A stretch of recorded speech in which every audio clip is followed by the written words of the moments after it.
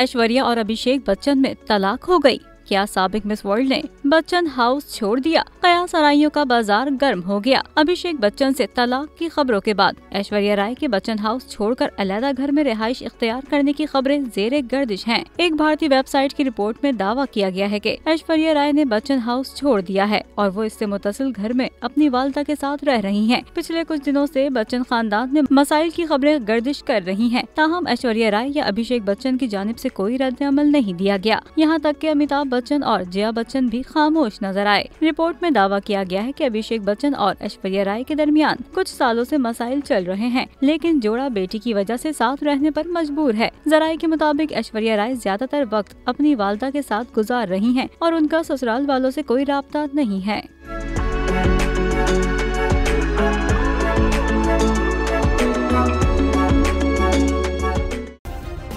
Subscribe करें और bell दबाएं ताकि कोई खबर रह न जाए।